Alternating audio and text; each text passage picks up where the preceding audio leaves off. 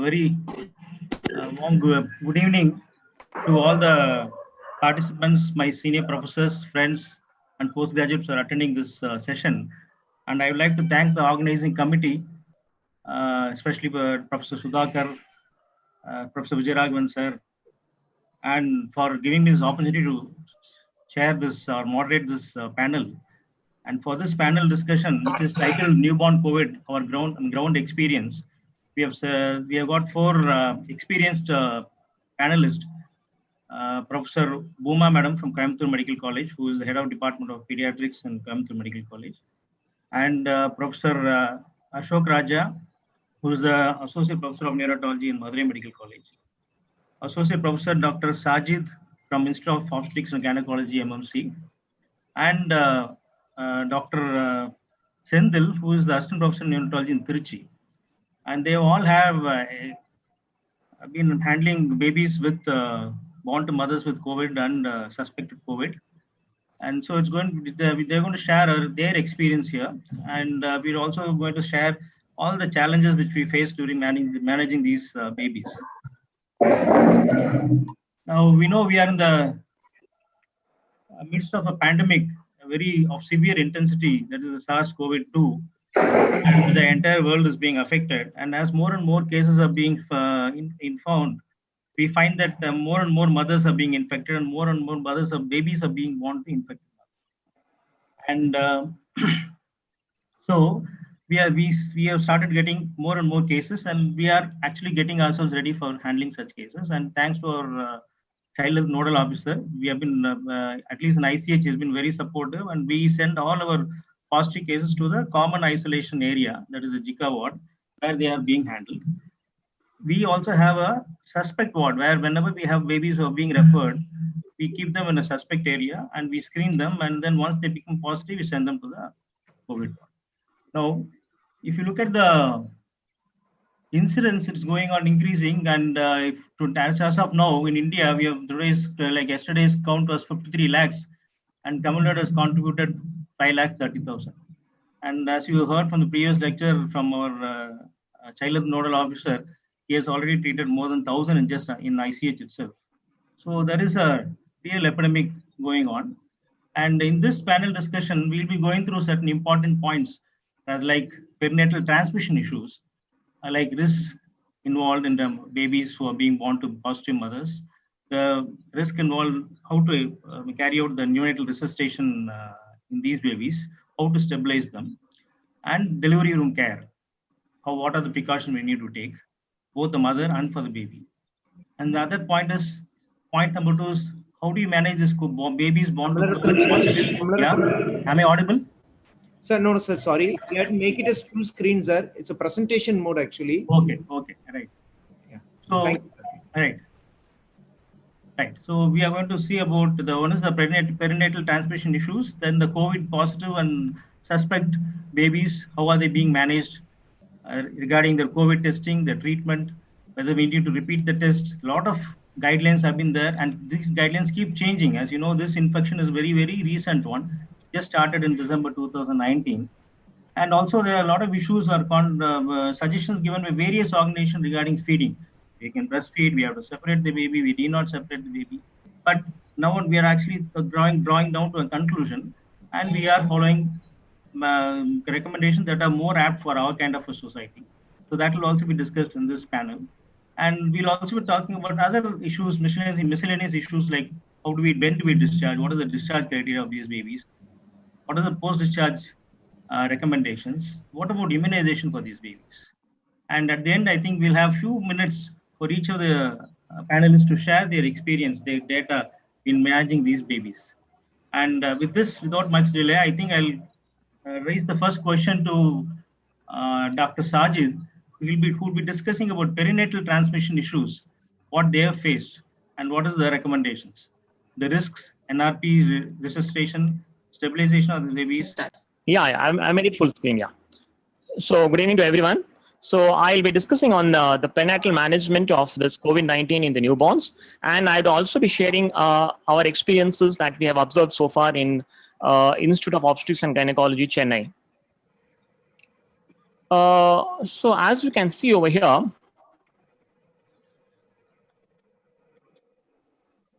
there is always a question whether there is a vertical transmission or it's a postnasal transmission to the newborns.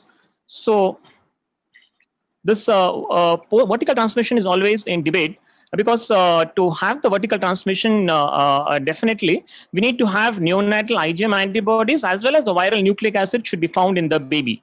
But so far the studies have not been able to conclude whether both are found in the babies. So whatever has been found in the babies is either the antibodies or the nucleic acids, which could still be a false positive.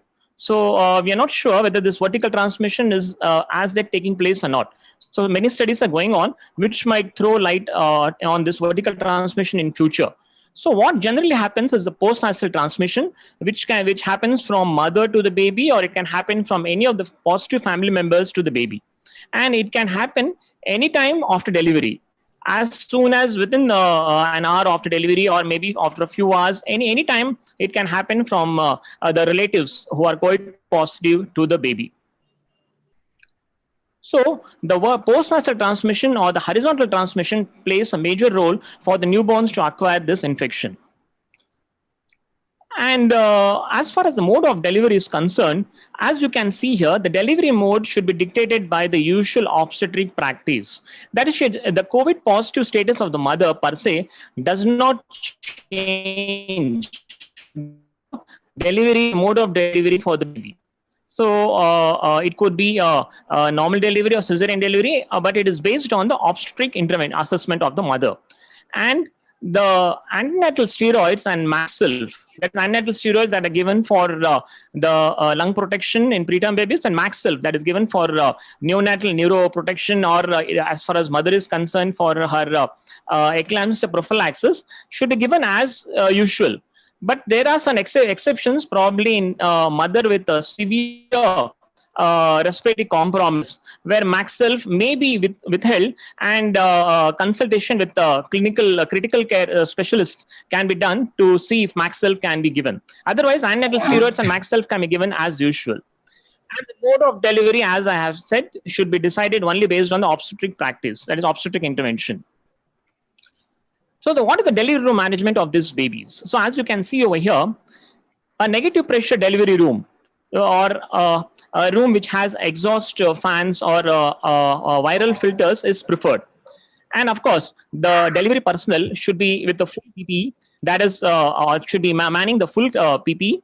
And of course, there is a concept of or birth companion, and birth companion is also coming up in India because it reduces the stress in the mother. Generally, the birth companion is the partner, that is the husband of the mother, and birth companion is allowed in the delivery room, provided the husband, that is, if it's a husband, he is COVID negative and has a screen negative for COVID actually.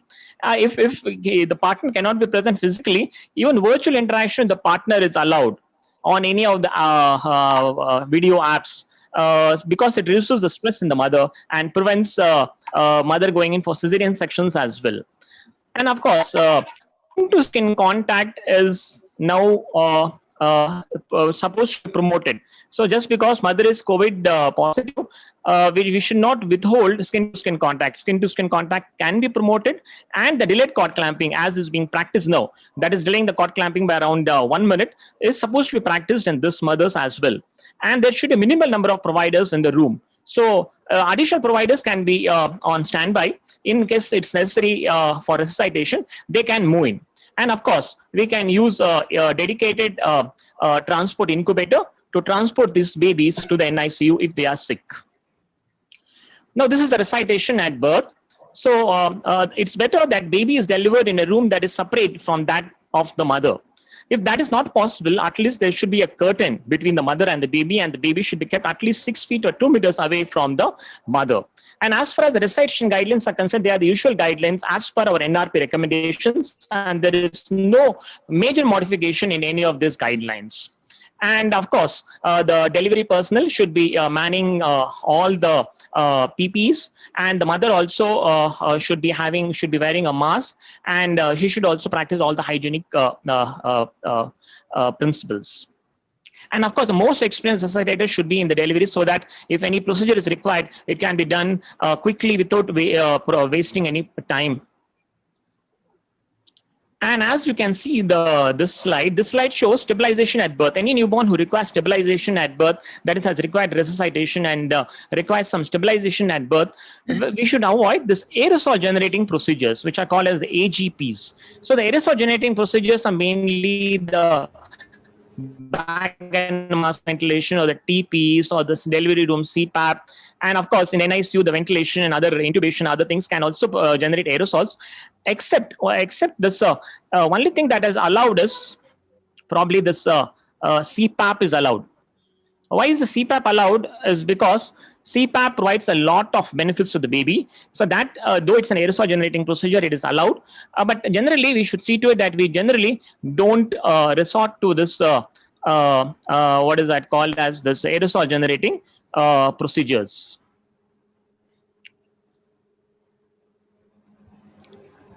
And one more thing that can be used in the delivery room, especially during intubation or handling of any aerosol generating procedures, is the plexiglass aerosol box, which has two portholes through which the operator can introduce his or her hands and operate on the baby. This can be done for any aerosol generating procedures like intubation, etc. So to summarize, vertical transmission is not well established, but horizontal transmission is the major risk for this newborns acquiring infection from the mother or any positive birth attenders. This mode of delivery has to be guided by clear-cut obstetric reasons and maybe the physiological stability of the mother, that is her oxygenation status and her cardiorespiratory status. And antenatal steroids and Maxel can be given as per the usual indications. COVID-19 itself is not an indication for either induction of labor or a cesarean section. Newborn resuscitation should be done that is in a physically separate room if feasible. If that is not possible, then at least the set distance of 2 meters or 6 feet should be maintained between the mother and the baby. And a minimum number of personnel at delivery are recommended with full PPE. Standard guidelines of NRP to be followed, and there is no major modification in the NRP guidelines. And the aerosol generating procedures are to be avoided, maybe except the use of CPAP as it's beneficial, and use of plexiglass aerosol boxes recommended to for prevention from aerosol generating procedures.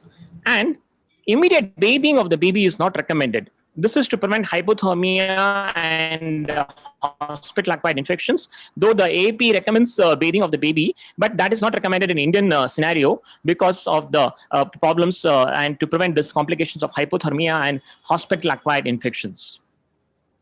So this was my presentation. So I would like to share the experience of our IUG hospital.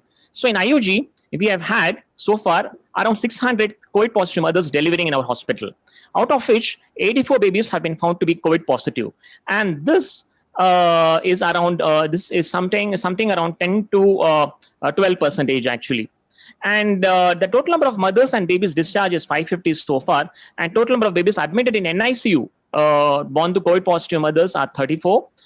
Deaths in COVID NICU is 7. Of this, only one death has been in a baby who is COVID positive. Repeatedly, that baby was an 800 grammer and was COVID positive repeatedly. And of course, the lung also had Cons pneumonia, Cons infection, and also had RDS. So we do not know whether the baby really had COVID pneumonitis, but this baby was repeatedly positive and succumbed to this because of the extreme preterm and other complications, and this baby was only COVID positive. So far, all the other admitted babies in NICU have been COVID negative, and all of them have been, except for that 7 babies, all have been discharged. And we are also doing a study along with ICMR, where we are testing that is mother's so swab test is being done on the mother after mother has been COVID positive. We are doing swab tests and doing EM testing, amniotic fluid testing, placental swab and cord blood testing. And we have kept a sample size of babies. So once our study is completed, then we'll be able to say more about that is our knowledge of Go ahead, sir. Yes, sir. So I will just browse through the immediate postnatal management and certain issues in the feeding of the neonate born to a COVID positive mother. The very first thing is where to give the baby and the mother. Once delivered, it all depends upon the baby's general condition and the mother's general condition, and not the exact COVID status of the baby or the mother. The baby is sick naturally, even if it is COVID positive or negative, it needs a SNCO or an ICU care. Similarly, if the baby is sick and the mother is positive, the baby has to be transported to the NICU for further care or isolation SNCU within that COVID hospital or the area where we are conducting the deliveries of COVID positive mothers. And the precaution here is the transport should be made by a closed transport vehicle if possible, like an incubator or a transport incubator. If that thing is not available, at least a cradle which is covered to avoid aerosol prevention can be used. And the another thing is the person who is going to transport, you should at least partially don or doff the apron, wear the new apron, or some other healthcare worker who is not entering that labor area, who is not in contact with that labor mother, he can be used for transporting that baby to the SNCU. Suppose the baby is well, naturally a well baby goes to the postnatal ward. Similarly, a COVID positive mother's baby also goes to the postnatal ward. Provided the baby is and postnatal ward, if the mother is asymptomatic or the mother is symptomatic but it is very mild, doesn't require any additional care, or she is able to feed, then in that situation also we can shift the baby to the mother. Suppose the mother is very sick, the mother requires an ICU care, then definitely baby needs to be separated and it has to be taken to the SNCU. So now we have received the baby, either we have shifted the baby to the postnatal ward or to the SNCU. What are all the routine postnatal care? What are the things we are going to give and how it differs, or what are the recommendations? So normally when a baby is entered, roomed in, normally baby will be roomed in with the mother. Here the entity called rooming in with the precautions. This acronym should be used, because rooming in we are going to do for COVID positive mother also. The baby is asymptomatic and well, mother is asymptomatic or mildly symptomatic, we are going to room in with the mother. So the WHO, all the recent guidelines like WHO and recommends rooming in with the precautions. Initially, AAP, American Academy of Pediatrics, are little assistant in advising in rooming in, adapting the Chinese guidelines. But now a revised AAP guideline published recently, what they say is there is a mixed opinion and it is okay if your rooming in is practiced with adequate precautions. So the rooming in currently is a very advisable one, and we have our own experience, and all the centers who are treating the COVID neonates also felt that there is no increased incidence of COVID positivity because of rooming in. The same statement was said by AAP also. So the next one is bedding in.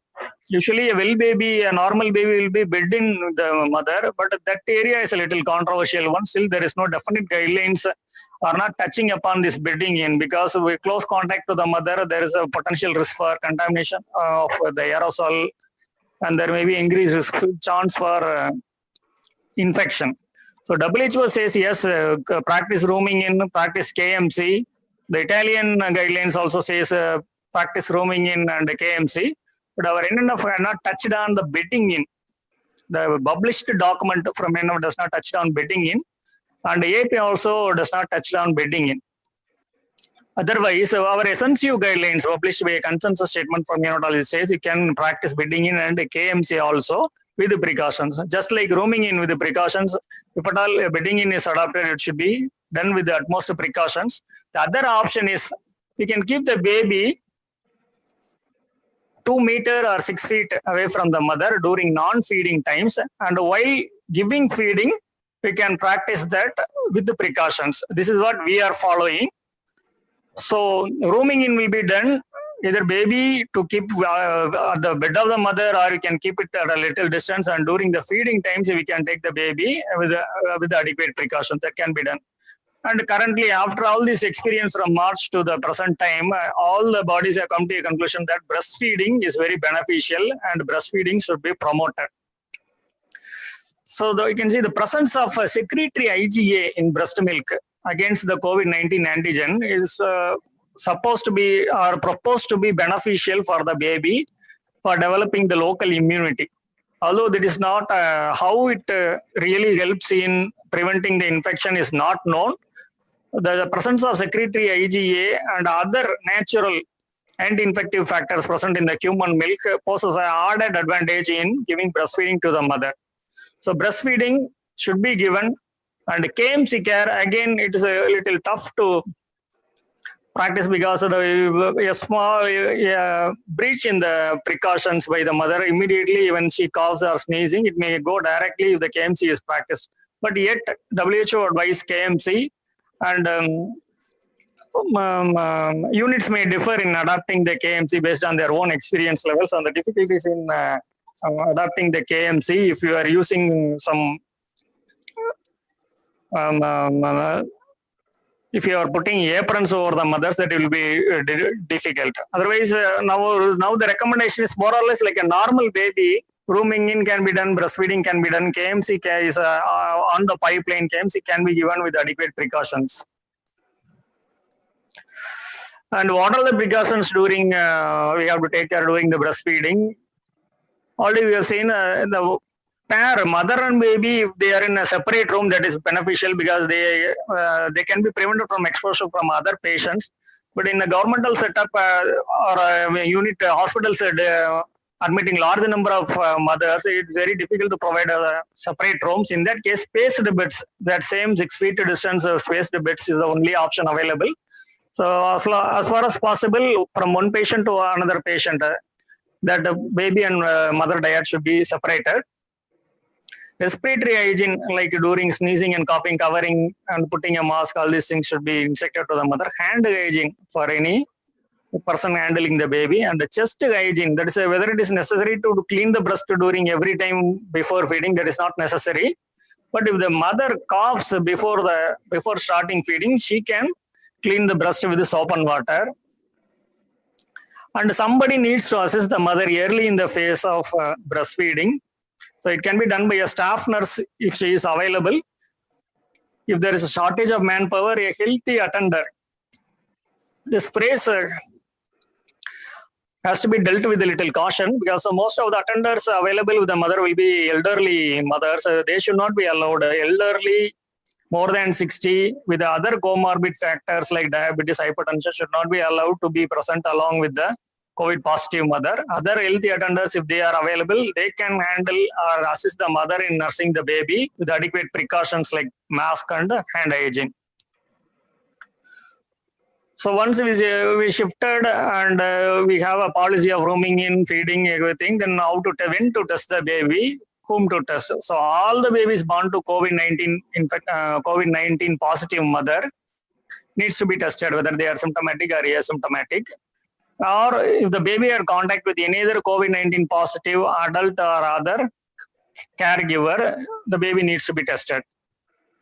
And the nasopharyngeal swab is the ideal one to collect. But suppose if nasopharyngeal swab is not feasible or not possible, then oropharyngeal is a second choice. We can do a oropharyngeal swab also. Only RT-PCR is the recommended test. The other newer modalities like CB0 and other has not been evaluated.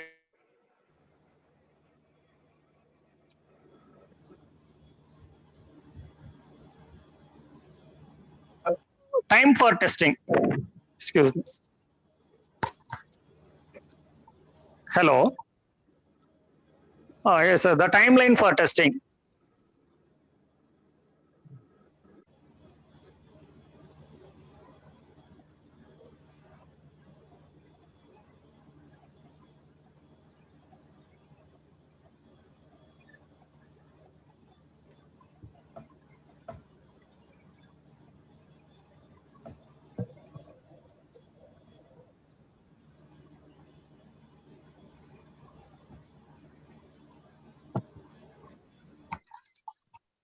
Hello, am I audible? Yeah. Yes, audible. Now When, only it's when audible. yes. When to test the baby?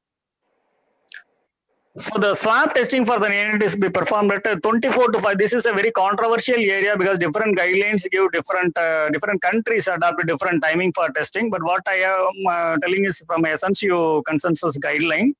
So the swab testing to be performed at 24 to 48 hours of age for all neonates born to COVID positive mother. Earlier, if we test, there may be contamination of the nasal cavity, anterior nares with the maternal fluids, which may give some false positive. Suppose the testing or the colonization up to the nasopharynx may not be in there, and it may give a false negative also. So we used to test as 24 to 48 hours of age, the first test. And like any other adult contact, any other COVID positive person other than the mother was in contact, there is a somewhat less chance of infection for the mother. Then the mother is a person who is going to be in very close contact with the neonate, but the other person in the family is affected and the baby is asymptomatic. The baby can be tested at after 5 days of contact. Okay, but if the baby is symptomatic and the COVID-19 and there is no other alternate explanation is available, particularly respiratory distress beyond 48 hours of birth, then the test has to be done as early as possible to rule out COVID infection. The symptomatic and COVID is suspected as early as possible, asymptomatic at 24 to 48 hours of age.